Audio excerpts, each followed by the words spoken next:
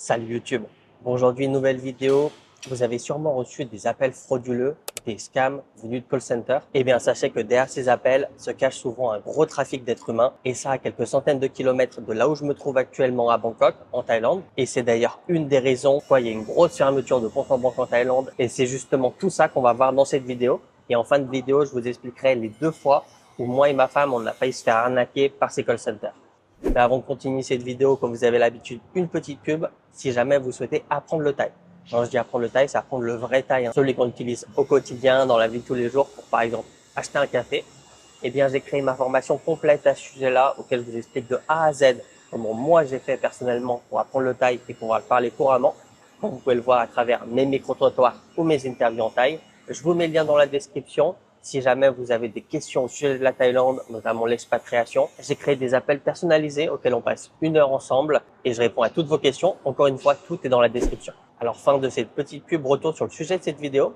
Donc, on va parler d'un trafic monumental auquel je pense peu de gens se doutaient que ça existait à quelques kilomètres de la Thaïlande. Et d'ailleurs, la Thaïlande, c'est un peu la plaque tournante. C'est un peu là où tout commence. On va en venir petit à petit. Je vais commencer par vous expliquer comment ces gens se font piéger, comment ils deviennent des esclaves. Alors déjà, tout simplement, ils vont faire des annonces sur Internet, que ce soit sur des sites de recherche d'emploi classiques, comme vous pouvez trouver en Thaïlande ou dans d'autres pays d'Asie, mais également sur les groupes Facebook. Souvent, l'annonce est un petit peu trop alléchante, mais elle n'est pas magique non plus. Je vous donne un exemple. Au lieu de vous proposer 35 000 bahts pour être professeur, on va vous en proposer 50 000. Et ça à la campagne thaïlandaise. En fait, la plupart des offres, elles vont être situées à Mae Sot, qui est à la frontière birmane. Et vous allez voir, c'est un endroit très stratégique. Donc, les chefs scammers, ils font des offres avec un salaire un petit peu plus intéressant. Il y a beaucoup de personnes qui sont en Thaïlande, ils aimeraient bien vivre en Thaïlande. Donc, ils postulent, ils envoient leur CV, ils vont faire tout plein de tests de recrutement, d'interview, comme un taf tout à fait normal. Vous allez commencer par envoyer votre CV, avoir une petite interview, puis ensuite avec la RH, puis avec le manager, pour rendre encore plus crédible l'emploi que vous allez faire. Donc, il y a des gens qui sont recrutés directement en Thaïlande, ils sont actuellement en Thaïlande, et il y a des gens qui sont recrutés depuis l'étranger. Ça va être en Espagne, en Inde, en Chine. Vous allez voir notamment la Chine, ça aura une très grosse importance sur ça. Certains doivent payer eux-mêmes leurs billets pour arriver en Thaïlande, mais lors des interviews, ils disent « vous inquiétez pas, on va vous rembourser ». Par contre, tous arrivent avec un visa touriste. En fait, c'est très simple et ça se fait couramment en Thaïlande, donc ce n'est pas un red flag forcément. Ils vont leur dire « ok, vous arrivez avec votre visa touriste ». Une fois que vous arrivez en Thaïlande, vous avez votre tampon de 60 jours actuellement et vous me donnez votre passeport. Et avec votre passeport, moi, je vais vous transformer votre exemption de visa en un visa de travail. Ah oui, c'est possible de le faire directement en Thaïlande, même si la plupart des agences, des boîtes n'aiment pas trop le faire. Ils préfèrent que vous partez à l'étranger le faire parce que ça demande beaucoup plus de papiers. Enfin bref, voilà, c'est quelque chose de totalement classique.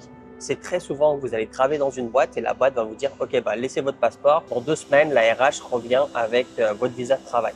Donc, c'est pas forcément un red flag. Et donc, ces gens qui viennent d'atterrir en Thaïlande, ils se font récupérer avec un van par la boîte directement. En fait, ils leur annoncent, on va venir vous chercher à l'aéroport, on va prendre votre passeport pour justement faire la procédure et on va vous amener dans votre logement à côté de votre futur lieu de travail. Et là, on va en venir avec l'histoire la plus connue. C'est l'histoire d'un Chinois acteur, donc connu en Chine, mais également en Asie, qui a été approché sur WeChat. Donc, WeChat, c'est un peu le WhatsApp de la Chine. C'est un petit peu utilisé en Thaïlande, mais vraiment très peu. En Thaïlande, on va plutôt utiliser Line. Et donc, une personne le contacte. Voilà, je me présente. Je fais partie d'une équipe de production en Thaïlande. On est intéressé par votre profil d'acteur. On a besoin de vous pour un tournage en Thaïlande, à Mae Sot, encore une fois, à la frontière birmane. S'ensuit des négociations avec ce Chinois. Et donc, il trouve un accord. Et la compagnie de production, la fausse compagnie de production, le paye l'avion pour qu'il arrive en Thaïlande. Une fois arrivé en Thaïlande, comme je vous disais, ils vont lui prendre son passeport. En lui disant, on va transformer votre visa en visa de travail. C'est plus simple pour eux ici. Et il le fait monter dans le van. Sauf que le van, il va pas l'amener dans un lieu de tournage. En fait, il va l'amener à la frontière birmane, à côté de Mae Sot justement. Et puis de force, ils vont le faire traverser la frontière et l'amener dans justement ces tubs de scam. En général, quand ils font ce trajet, donc déjà il y a beaucoup d'heures, on est à plus de 6 heures de voiture, mais quand ils vont faire ce trajet, une fois qu'ils arrivent à la ville de Mae Sot, ils vont pas aller directement au bateau pour traverser la rivière. Donc ce qu'ils vont faire, c'est faire plusieurs tours de la ville pour perdre un peu la personne présente dans le van, parce qu'au moment où il est dans le van, il sait pas forcément qu'il est en train de se faire kidnapper. Lui, il croit encore qu'il va aller à son travail ou à l'appartement offert à côté de son travail. Les gens, en général, vont se rendre compte une fois qu'ils sont à l'intérieur, emprisonnés, ou alors parfois au moment où ils traversent la rivière. Enfin bref, on retourne sur l'histoire du van.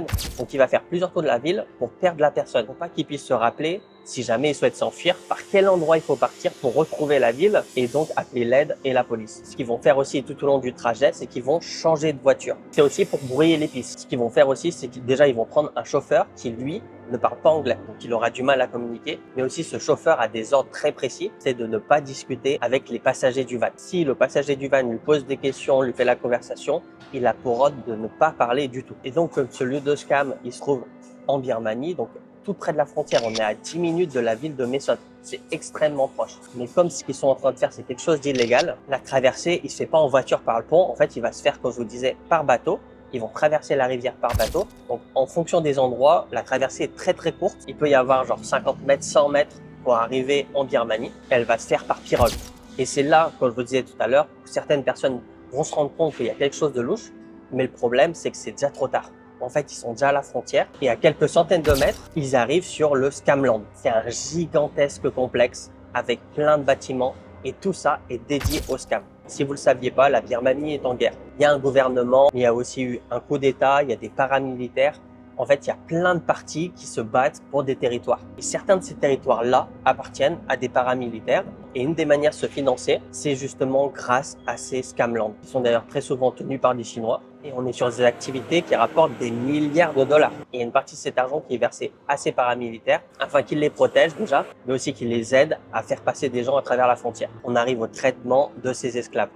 J'utilise vraiment le mot esclave parce que vous allez mieux comprendre. Donc la première chose, comme je vous disais, ils ont plus de passeport. Deuxième chose, ils sont exploités financièrement. Donc à la base, on leur avait promis un salaire pour faire un travail qui avait rien à voir avec ce qu'ils vont faire au final. Une fois sur place, il s'avère qu'ils peuvent être payés parfois, mais le salaire est beaucoup plus bas. Ils sont très peu payés. Et s'ils font mal le travail qu'ils leur demandent, donc on en reviendra un peu plus tard, c'est des appels frauduleux. Ils ont des objectifs à rentrer par jour, par semaine, par mois. S'ils n'arrivent pas à leur objectif, eh bien il y a des pénalités. Donc ça peut être des pénalités financières par rapport à leur salaire de base. Certains toucheront très peu ou alors rien.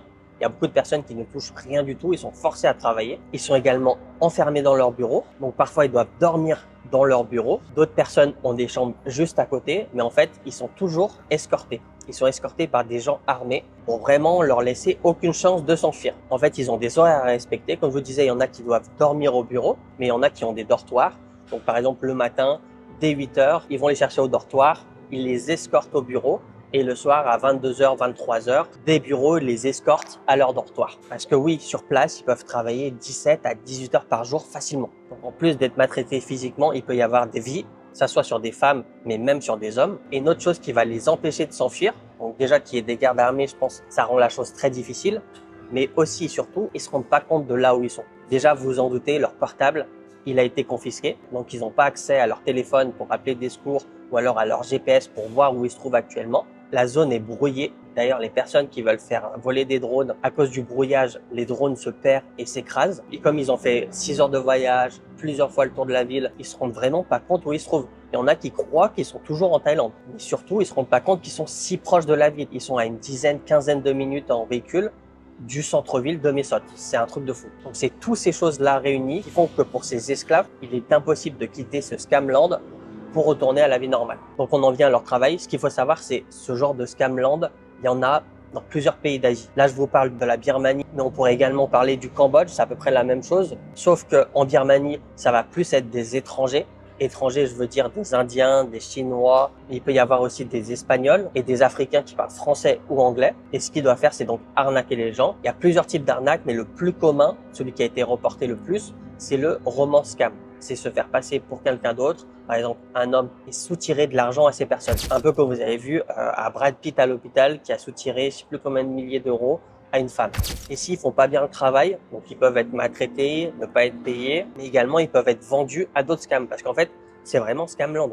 Il y a plein de bâtiments et chaque bâtiment appartient à une mafia et ils peuvent vendre leurs esclaves à une autre mafia, peut-être qui sera meilleure avec ces personnes. Et là vous allez me dire, mais est-ce que c'est possible de partir de cet endroit? Alors c'est possible, il y a des gens qui ont réussi à partir de cet endroit, il y a plusieurs façons, mais aucune n'est sûre. Donc payer un certain montant pour pouvoir partir de là où ils se trouvent, à Scamland. Et donc ils doivent trouver l'argent, soit leur argent personnel, soit demander à leurs proches de l'argent pour les payer et pouvoir potentiellement partir. Je dis potentiellement partir parce qu'en fait il n'y a aucune garantie. On est sur une mafia donc on peut croire personne. Il y a des gens qui ont payé et que malgré après avoir payé, ils sont toujours sur place à travailler illégalement. Il y a des gens qui ont payé et qui sont fait en plus vendre à un autre complexe. Il y a des gens qui sont effectivement libérés, ça veut dire qu'ils sont plus bloqués dans le complexe, mais par contre, c'est à eux de se débrouiller pour partir de cet endroit-là. Je vous le rappelle encore une fois, mais on est sur une zone protégée par des paramilitaires. Ça veut dire des gens armés et c'est pas des enfants de cœur. Ils vous voient partir comme ça à pied, ils vont vous dire hop hop hop, où tu vas là, on va pas te laisser traverser la rivière tout seul. Il devra payer en plus ces paramilitaires pour qu'ils l'aident à traverser la frontière. Fort heureusement, le gouvernement thaïlandais a énormément aidé ces gens emprisonnés. En fait, pendant un moment, tout le monde savait que ça existait, mais tout le monde fermait les yeux. Le Myanmar disait que ça n'existait pas ou alors qu'ils peuvent pas contrôler cette partie-là, car c'est contrôlé par des paramilitaires. Et la Thaïlande fermait les yeux parce que c'est pas chez eux. Mais depuis l'histoire de l'acteur chinois qui a été enlevé, vraiment ça a accéléré les choses. La première chose, c'est parce que ça a énormément diminué le tourisme chinois en Thaïlande. Beaucoup de gens ont peur. Là, on parle d'un seul enlèvement, mais il y en a facilement des dizaines en Thaïlande d'enlèvements de Chinois, parfois pour amener à ce genre d'endroit, mais parfois c'est juste des enlèvements qui demandent une rançon directement à la famille ou alors qui se font tuer. Mais cette affaire, c'est vraiment la plus médiatique parce que c'est un acteur, il est connu internationalement. Et donc, suite à ça, le gouvernement thaï a décidé d'envoyer ses militaires récupérer des esclaves au Myanmar. Donc, vous pouvez retrouver plein d'images aux infos auxquelles les militaires thaïlandais sont envoyés à la frontière et ils rapatrient par bateau des centaines d'esclaves, mais malheureusement tout le monde n'a pas pu être secouru. Encore à l'heure d'aujourd'hui, dans ces mêmes buildings, il existe des étrangers qui sont forcés à travailler, car je vous le rappelle, mais ce genre d'arnaque, ça rapporte des milliards de dollars. C'est vraiment un truc de fou. D'ailleurs, comme je vous disais, il en existe dans d'autres pays limitrophes. Au Cambodge, c'est beaucoup de Thaïlandais qui sont envoyés pour travailler. Parfois, ce sont des vrais esclaves. Parfois, c'est des personnes lambda qui décident de travailler dans ce genre d'endroit parce qu'il y a de l'argent à se faire. Il y aurait également des Cambodgiens qui parlent thaïlandais qui travailleraient dans ce genre d'endroit. Et au Cambodge aussi, le gouvernement thaïlandais a dû agir pour pouvoir rapatrier les Thaïlandais. Donc voilà, c'est un peu toute la face très sombre qu'on peut trouver en Asie du Sud-Est et qui transite par la Thaïlande. Maintenant, je vais vous expliquer les fois où moi et ma femme, on a failli se faire avoir. Donc déjà, je vais vous expliquer mon call. C'était un matin, je reçois un appel où quelqu'un se fait passer pour un officier de police. C'était peu de temps après mon accident, donc je me dis c'est tout à fait possible. Il commence à me parler, il me pose des questions et il me demande de quel pays je viens. Et c'est cette question qui commence à me faire tilter. Je commence à me dire mais attends, comment ça? Vous m'appelez, vous connaissez mon nom, prénom, mais vous savez pas de quel pays je viens? Tout ça, c'est en thaïlandais. Et après échange de conversation, il me pose d'autres questions. Apparemment, j'aurais fait des virements frauduleux. Et puis après, il me pose une autre question sur mon âge. Et c'est là où je me suis dit, c'est un scam. Je lui redis la même chose. Je lui dis, attends, mais tu connais mon nom, mon prénom, mais tu connais pas d'où je viens, tu connais pas mon âge. T'es pas de la police, en fait. Et là, il me dit, si, je suis de la police. Si tu coopères pas, on va devoir venir t'arrêter. Et là, moi, je leur dis, vous savez quoi? Si vous êtes de la police, vous savez où j'habite parce que mon adresse n'a pas changé depuis des années. Donc, je vous invite à venir vous présenter directement parce qu'il y a plein d'appels frauduleux en Thaïlande. À ce moment-là, c'était vraiment dans le pic des appels frauduleux. Tout le monde en avait tout le temps. Et sur TikTok Thaïlande, tout le monde mettait leurs appels frauduleux en vidéo pour faire rire les gens. Enfin bref, donc moi, je leur dis ça. Je leur dis, vous savez quoi? Venez me récupérer chez moi. Vous savez où j'habite. Parce que votre histoire, elle est pas claire. Et là, il me dit, attention, si on vient chez toi, on va devoir t'embarquer, te mettre les menottes. Et après, il va falloir que tu payes une grosse amende. Je leur dis, c'est pas grave parce que j'ai rien à me reprocher. Et je leur accroche au nez. Et après, ils m'ont plus jamais appelé. Donc là, on est sur une petite tentative pas très bien poussée. Celle de ma femme est beaucoup plus ingénieuse. Je vous remets l'histoire. C'était il y a peut-être 2-3 ans, on change d'aircon. Donc de clim. On passe par Home Pro, auquel il y a l'achat, l'installation et la récupération de l'ancienne clim. Et donc 1 à 2 ans après cette installation, ma femme reçoit un appel. Bonjour, c'est Home Pro, on se permet de vous appeler parce que votre clim, puis dit la référence de la clim. Elle est d'une mauvaise série, cette série-là a un défaut de fonctionnement. Ils disent la date d'achat de la clim, mais ils font une erreur sur le prix d'achat de la clim. C'est la première chose qui l'a fait tilter. On vous propose 2 choses. Soit on vous rembourse la moitié de la clim, mais elle est plus garantie. Et si vous avez quelconque problème, c'est pour vous, c'est à votre poche. Soit on vient récupérer votre clim et on vous rembourse à 100% de votre clim. Donc là, elle m'en parle et moi je lui dis, c'est mieux qu'on se fasse rembourser et qu'on achète une nouvelle clim en fait. Donc quelques temps plus tard, c'est eux qui les rappellent. Oui, rebonjour, on vous a appelé, est-ce que vous avez pris votre décision? Donc avec un petit peu de doute, elle leur dit oui, du coup on va se faire rembourser. Ils nous disent ok, veuillez nous ajouter sur Line du service remboursement. Troisième red flag, le Line qu'ils nous donnent, c'est pas un Line officiel. En fait, si vous voulez, sur Line, il y a des Line officiels. Ils ont un petit logo, un peu comme la pastille bleue sur Insta à l'époque, où avant c'était vraiment pour prouver que la personne, si elle est connue, elle est vraiment connue, c'est vraiment son compte. Sauf maintenant, tout le monde peut l'acheter. Mais sur Line officiel, faut vraiment être un shop officiel reconnu pour le bénéficier. Vous pouvez pas l'acheter. Voilà, sur Line officiel, vous avez ça, la petite étoile à côté de Taobin pour dire c'est officiel. Sauf que là, le Line, il n'avait pas cette étoile officielle. Donc c'est le troisième red flag et le dernier où là on était sûr à 200% que c'était un appel frauduleux. Et donc, elle, à ce moment-là, elle a totalement arrêté de parler avec eux. On ne sait pas ce qu'ils allaient demander, mais en général, c'est ça. Pour vous donner le remboursement de 20 000 bahts, il nous faut un premier virement de 10% de la somme, donc 2 000 bahts, pour qu'ensuite, on vous vire 22 000 bahts, donc le remboursement plus ce que vous avez versé en premier. Car si on ne reçoit pas ce premier remboursement, on ne peut pas vous faire de virement. Enfin bref, c'est du chinois. Mais il y a quand même beaucoup de gens qui se font arnaquer comme ça. Enfin bref, c'est la fin de cette vidéo. Dites-moi en commentaire si vous, en Thaïlande, vous avez reçu ce genre d'appel frauduleux. Peut-être que certains de vos proches à vous se sont fait arnaquer ou alors ont failli se faire arnaquer. N'hésitez pas à me le dire en commentaire, ça m'intéresse. Comme d'habitude, si la vidéo vous a plu, mettez un like, c'est la seule façon pour moi de savoir que vous avez aimé cette vidéo. N'oubliez pas de vous abonner si ce n'est pas déjà fait. J'en profite également pour faire un grand merci aux tipeurs. Et moi, je vous dis à la prochaine. Ciao!